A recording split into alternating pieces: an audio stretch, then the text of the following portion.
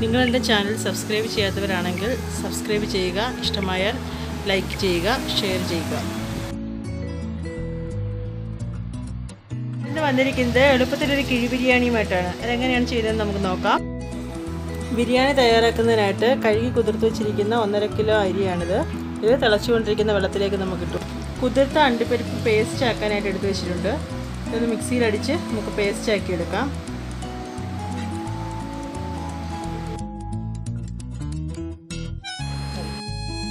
നാല് സവാള ചെറുതായിട്ട് കൊത്തി അരിഞ്ഞെടുത്തിട്ടുള്ളത്, 4 സവാള നീളത്തിന് കട്ട് ചെയ്തെടുത്തിട്ടുണ്ട്.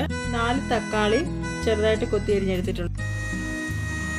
ഇത് കഴുകി വൃത്തിയാക്കി എടുത്തിട്ടുള്ള 1.5 കിലോ ചിക്കനാണിത്. ഇതിലേക്ക് ആവശ്യത്തിന് ഉപ്പ്, മുളക് പൊടി, ഗരം മസാല പൗഡർ,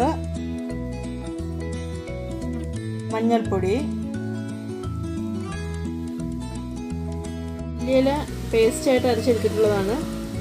മല്ലിയില പേസ്റ്റും കൂടി ചേർത്തിട്ട്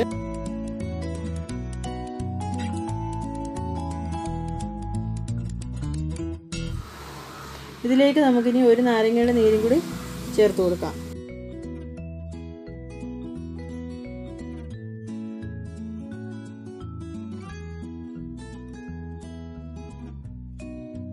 ഇത് നന്നായിട്ടൊന്ന് മിക്സ് ചെയ്ത് പിന്നെ അരപ്പൊക്കെ നന്നായിട്ടൊന്ന് പിടിക്കാനായിട്ട് 20 മിനിറ്റ് വെക്കാം. ഒരു പാൻ അടുപ്പത്ത് വെച്ച് നമുക്കത് ചൂടാകുമ്പോൾ ഓയിൽ ഒഴിച്ചു കൊടുക്കാം. ഞാൻ വെളിച്ചെണ്ണയാണ് ഇവിടെ എടുത്തിരിക്കുന്നത്. വെളിച്ചെണ്ണ ചൂടായി വരുമ്പോൾ അതിലേക്ക് നീളത്തിന് അരിഞ്ഞു വെച്ചിരിക്കുന്ന സവാള ചേർത്ത് കൊടുക്കാം. ഇത് നന്നായിട്ടൊന്ന് ഫ്രൈ ചെയ്തെടുക്കണം.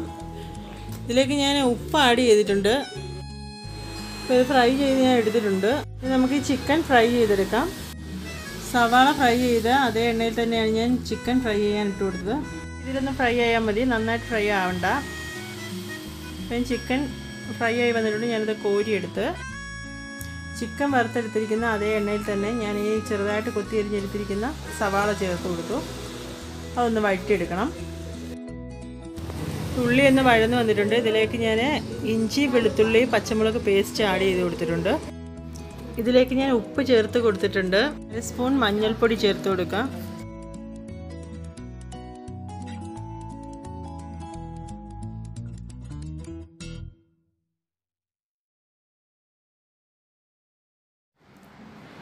അര സ്പൂൺ കുരുമുളക് പൊടി ചേർത്ത് കൊടുക്കാം. 1 സ്പൂൺ ഗരം മസാല പൊടിയും കൂടെ ചേർത്ത് കൊടുക്കാം.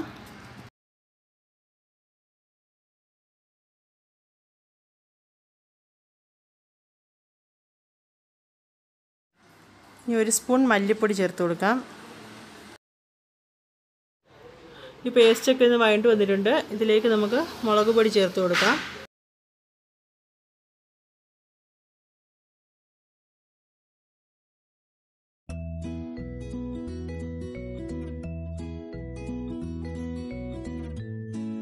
ഇതിലേക്ക് ഞാൻ കാഷ്യൂനട്ട് പേസ്റ്റ് ചേർത്ത് കൊടുത്തിട്ടുണ്ട്.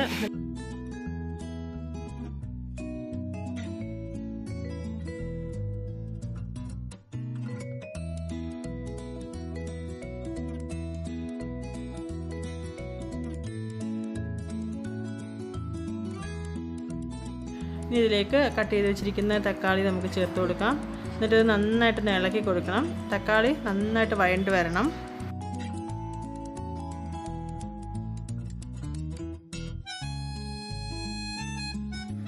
ഇനി ഇതിലേക്ക് നമുക്ക് കട്ട് ചെയ്ത് വെച്ചിരിക്കുന്ന മല്ലിയിലയും പുതിനയിലയും ചേർത്ത് കൊടുക്കാം. ചേർത്തിട്ട് നന്നായിട്ട് ഇളക്കി യോജിപ്പിക്കാം.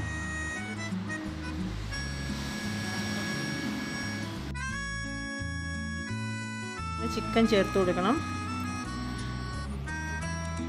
ചിക്കൻ എല്ലാം കൂടെ ചേർത്തിട്ട് നന്നായിട്ട് ഇളക്കി യോജിപ്പിച്ച് ഒരു 5 മിനിറ്റ് ചെറു തീയിലൊന്ന് അടച്ച് വെച്ച് വേവിക്കണം.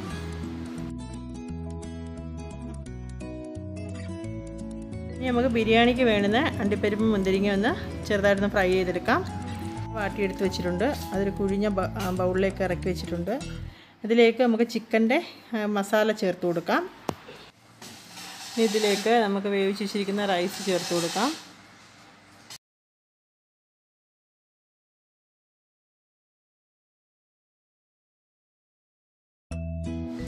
ഞാനിവിടെ നെയ്ക്കകത്ത് കുറച്ച് മഞ്ഞൾപ്പൊടി ഇട്ട് ചൂടാക്കി വെച്ചിട്ടുണ്ട്, അതുകൂടെ ചേർത്ത് കൊടുക്കാം.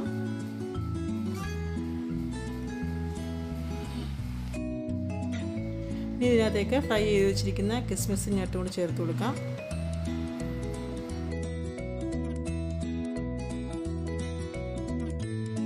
ഫ്രൈ ചെയ്ത് വെച്ചിരിക്കുന്ന ഉള്ളി, സവാള ചേർത്ത് കൊടുക്കാം.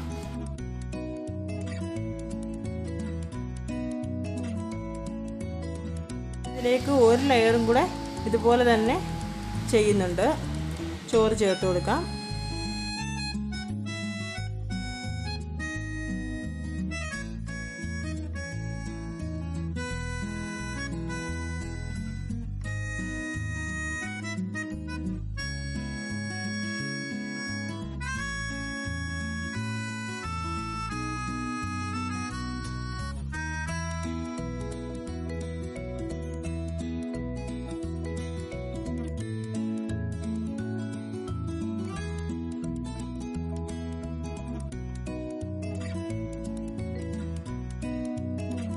ഇതിലേക്ക് കട്ട് ചെയ്ത് വെച്ചിരിക്കുന്ന മല്ലിയിലയും പുതിനയിലയും ചേർത്ത് നമുക്കൊരു വാഴവള്ളി വെച്ച് തന്നെ ഇതൊന്ന് കെട്ടി നമുക്കിനി ഈ കിഴി ഒരു ഇഡലി പാത്രത്തിലേക്ക് വെച്ചിട്ട് ആവി കയറ്റാം.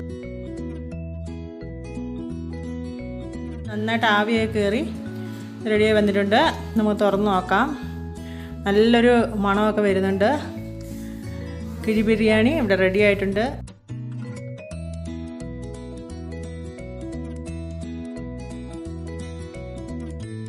ട്രൈ ചെയ്ത് നോക്കണം. ഇത് വളരെ എളുപ്പത്തിൽ തന്നെ നമ്മുടെ വീട്ടിലൊരു കിഴി ബിരിയാണി തയ്യാറാക്കി എടുക്കാൻ പറ്റും. അപ്പോൾ എല്ലാവർക്കും ഇഷ്ടമായാൽ ലൈക്ക് ചെയ്യുക, ഷെയർ ചെയ്യുക, സബ്സ്ക്രൈബ് ചെയ്യുക. Thank you.